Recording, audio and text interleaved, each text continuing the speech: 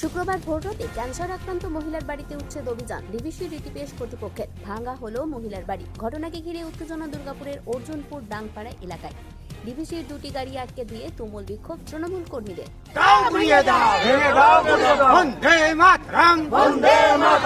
রাতের অন্ধকারে আমাদের ঘর ভাঙলো কেন? ডিভিসি ম্যানেজমেন্ট জবাব দাও। অভিযোগ, কারখানা সম্প্রসারণের কেউ বিরোধী নয়, কিন্তু ভোররাতে কেন এমন অমানবিক ঘটনা ঘটালো ডিভিসি কর্তৃপক্ষ? দুই ছেলে, ছোট ছেলে আটকায়, ছোট ছেলের গায়ে হাত দেয়, ছোট ছেলে এখনো পড়ছে, ওর ডকুমেন্ট সব ভিতরে।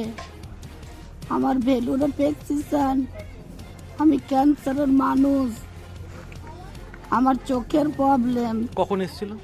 4:30 ভোরবেলায়। হ্যাঁ কর্তৃপক্ষ লোক ছিল তাদের সাথে? হ্যাঁ, আপনাদের কি সব ছেলে পুলিশ। আপনাদের কি বেঁধে রেখে দিয়েছিল? হ্যাঁ, আমাকে বেঁধে রেখেছিল। তারপর বাঁধলো কি আপনাকে? ওই ছেলেগুলো টেনে ছেড়ে বের করেছে। এই রাতের অন্ধকারে ডিভিসি ম্যানেজমেন্ট ওই অমিত মোদীর নেতৃত্বে এবং DVC incharge, security incharge Raju বুটের নেতৃত্বে কিছু গুন্ডা বাহিনী এসে আমাদের এখানে 2-4টে ঘর ভেঙে দিয়ে যায়। আমাদের একজন ক্যান্সারের পেশেন্ট, তার প্রেসক্রিপশন এবং ওষুধপালা সব ছড়িয়ে ছিটে ফেলে দিয়ে যায় এবং আমাদের যে বাড়ির লোকরা আছে তাদেরকে রাস্তায় অবৈধভাবে গাছের দড়ি করে বেঁধে রেখে হয় এবং মোবাইলকে কেড়ে নিয়ে চলে যায়। আপনারা গাড়ি আটকে রেখেছে? হ্যাঁ, গাড়ি আটকে রেখেছি। কি চাইছেন আপনারা? আমরা চাইছি কারখানা হোক, কিন্তু আমাদের যে ডিভিসি যে অত্যাচার অন্যায় এগুলো আমরা মানবো না। এবং ঘটনার জেরে ব্যাপক উত্তেজনা দুর্গাপুরের অর্জুনপুর এলাকায়। অভিযোগ ভিত্তিহীন, পাল্টা অভিযোগ, ফোনে প্রতিক্রিয়া ডিভিসির সিনিয়র জেনারেল ম্যানেজার অমিত মোদের। আপনি তো লাস্ট বারে কভার করেছিলেন, আমি সবাইকে বলে পুলিশকে জানিয়েছি, সবাইকে জানিয়েছি আমার হসপিটালের কাজটা হচ্ছিল না। ওই জন্য আজকে শুভ আমার ইভিকশন ড্রাইভ নিলাম, সবাইকে বের করে জিনিসপত্র বের করে বাড়িটা ভেঙে দিয়েছি। তারপরে ওকে যা বিয়োগ আছে ওটাই তো আপনিও জানেন যে কেন ওটা কি আছে। আমার কাছে ফুল ভিডিও রেকর্ডিং আছে, পুরো ইনসিডেন্টটাকে আমার রেকর্ডেড আছে, ঠিক আছে, যে আমার কি করেছি। দরকার হলে আমি কোর্টে দিয়ে দেবো, কোনো অসুবিধা নেই। হ্যাঁ, আমাকে মেরে দিত, হাতুড়ি চলিয়েছে আমাদের একটা সরকারি জায়গাতে বসে। আর তারপরে আমার একটা ইভিকশন করার জন্য ওকে 6 মাস ধরে হাত জোড়ে বলছি যেখান থেকে চলে যাওয়া যাচ্ছে না, পুলিশকে বলছি পুলিশ আসছে না।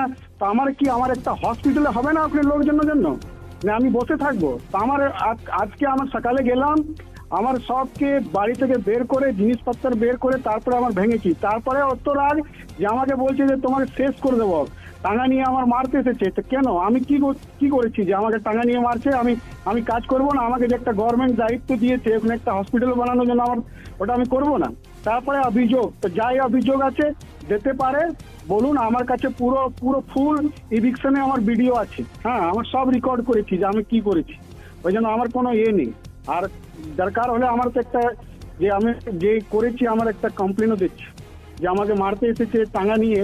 আমার জানের কি আমার জানটা অত সহজ আছে যে সব নিয়ে নেবে? একটা সরকারি জায়গাতে বসে থাকবে তারপরে আমার জানও নিয়ে নেবে?